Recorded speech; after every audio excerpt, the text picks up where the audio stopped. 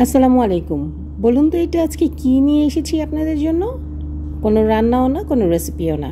বিরিয়ানির মশলা, যেটা আমাদের খুব দরকারি একটা জিনিস, যেটা আমরা মোটামুটি দাম দিয়ে বাজার থেকে কিনে থাকি। অনেক সময় ফ্লেভার হয়, অনেক সময় হয়ও না, অনেক সময় ভালো হয়, মন্দ হয়। যাই হোক, আমার তৈরি করা বিরিয়ানি মশলাটা দিয়ে কিন্তু আমি খুব সহজেই বিরিয়ানি রান্না করতে পারি। ঘরে একবার তৈরি করে রাখলে অনায়াসে অনেক দিন ব্যবহার করতে পারবেন। প্রথমেই আপনাদের কাছ থেকে আজকে একটা লাইক, শেয়ার এবং সাবস্ক্রাইব চেয়ে নিচ্ছি এবং অনুরোধ করছি। এবার চলুন দেখে নিচ্ছি আমাদের ঘরে থাকা জিনিসগুলো দিয়ে আমরা বিরিয়ানির মশলাটা তৈরি করে অনায়াসে অনেক দিন একটা কাচের বয়ামে ভরে যদি রেখে দিই, অনেক কিছুতেই ব্যবহার করতে পারি। নর্মাল একটা চিকেনে যদি রান্না করেন, সেখানে আপনার ঘরে একটা গুঁড়া মশলা দরকার, এটা আপনি অ্যাড করে দিতে পারেন, দেখবেন খুব ফ্লেভার হবে এবং সুগন্ধ ছড়াবে। এখান থেকে থাকা মিনিমাম মনে করি 5 থেকে 7টা মশলাই আমাদের ঘরে সবসময় থাকে, যেটা আমরা সবসময় মাংস রান্নার ক্ষেত্রে ব্যবহার করে থাকি। দু একটা হয়তো বা লাগতে পারে, সেটা বাজার থেকে অল্প পরিমাণের কিনে আনলেই আপনি অনেকগুলো মশলা তৈরি করতে পারবেন।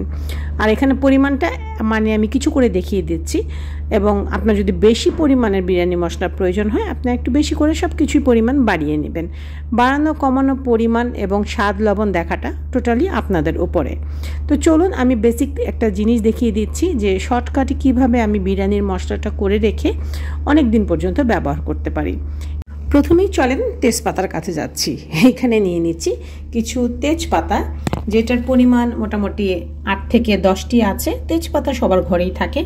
এখানে আছে শুকনো মরিচ এবং সাদা জিরা বা সফ, যেটাকে বলে থাকি আমরা পানের সাথে বা 5 মিশালি মশলার সাথে এটা খেয়ে থাকি। এটা একটা ফ্লেভার অ্যাড করবে, সেজন্য দেওয়া। এখানে আছে 10 থেকে 12টি এলাচ, সবুজ এলাচ, ছোট এলাচ। এখানে নিয়ে নিচ্ছি জিরা। এখানে আমার কাছে ছোট 4 চামচের 2 চামচ জিরা আছে।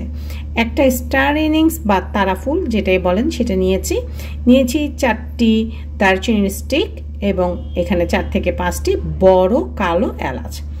এইখানে দেখতে পাচ্ছেন নিয়েছি ধনিয়া। হ্যাঁ, আপনার কাছে আস্ত গোটা ধনিয়া থাকলে নিয়ে নেবেন। এখানে 1 চামচ চা চামচ সাদা গোলমরিচ, 1 চা চামচ কালো গোলমরিচ। এই হচ্ছে বেসিক মশলা। আরও 2টা জিনিস লাগছে, সেটাও আপনাদের আমি দেখিয়ে দিচ্ছি। এর থেকে মিনিমাম 5-6টা মশলা কিন্তু আমাদের ঘরেই থাকে। এইখানে দেখতে পাচ্ছেন জয়ফল এবং জয়ত্রী, যেটা আমার কাছে গুঁড়ো করা ছিল, সেই জন্যই আমি গুঁড়োটাই আপনাদের দেখিয়ে দিচ্ছি। এই দেখেন, আমি গুঁড়ো করে বয়ামে ভরে রাখি। এখানে আমি নিয়েছি 1/2 চা চামচ জয়ত্রী গুঁড়া, 1/2 চা চামচ জয়ফলের গুঁড়া। তো এই দেখতে পাচ্ছেন, আমি তাই ফ্ল্যাট করে দেখিয়ে দিলাম। এখানে 1/2 চা চামচের মতো আছে। জয়ত্রী গুঁড়াও এখানে 1/2 চা চামচের মতো আছে। এখন আপনার মশলার পরিমাণ যদি আরও বাড়াতে মন চায়, আপনি বাড়িয়ে নেবেন। বেসিক এই কটা মশলা থাকলে একটা ফ্লেভারফুল, খুব মজাদার, সুন্দর একটা বিরিয়ানি আপনি যে কোনো সময় তৈরি করে নিতে পারেন। এবার চলুন চলে যাচ্ছি চুলায়। রেসিপি নেই, চুলার কি কাজ আছে? এই মশলাগুলোকে আমি একটু হালকা করে টেলে নেব বা ভেজে নেব। তারপর আমি একটা ব্লেন্ডারে ভালো করে ব্লেন্ড করব। তো প্রথমে পাতা জাতীয় বা হালকা জাতীয় মশলাগুলোকে হালকা আঁচে একটু নাড়াচাড়া করে ভেজে নিতে হবে। একদমই হালকা আঁচে করতে হবে, তার কারণটা হচ্ছে নাহলে মশলাগুলো পুড়ে যাবে। তো প্রথমে আমি তেজপাতা এবং শুকনো মরিচ এই দুটো অ্যাড করে দিয়েছি। দিয়ে চুলার আঁচটা একদম কমিয়ে রেখে হালকা করে একটু ভেজে নিচ্ছি। এখন আমি দিয়ে দেব দারুচিনি এবং তারাফুল। এটা হালকা জাতীয় মশলা, সে কারণে এই জিনিসটাকে আমি আগে অ্যাড করে দিচ্ছি। অবশ্যই দেখবেন আমি কোন মশলার পরে কোন মশলাগুলো দিচ্ছি, চেষ্টা করবেন সেভাবেই করার জন্য।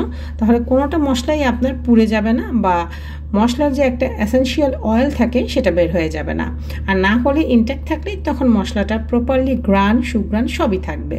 তো এখন আমি দারুচিনি, এলাচ, কালো এলাচ এবং একটা যে তারাফুল নিয়েছিলাম, স্টার ইনিংস যেটাকে বলে থাকি, সেটাও নিয়ে নিলাম।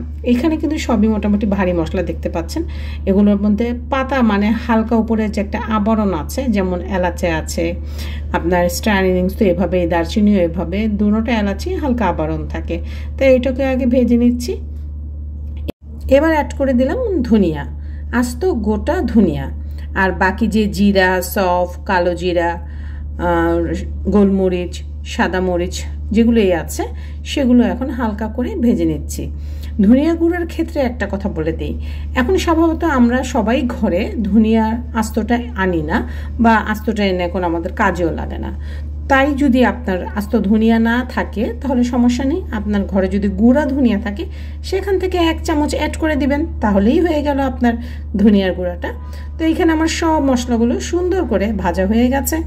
এখন একটা গ্রাইন্ডার জারে আমি দিয়ে সবগুলো মশলা সুন্দর করে ব্লেন্ড করে নিচ্ছি, দিয়ে ভালো করে গুঁড়ো করে নিতে হবে।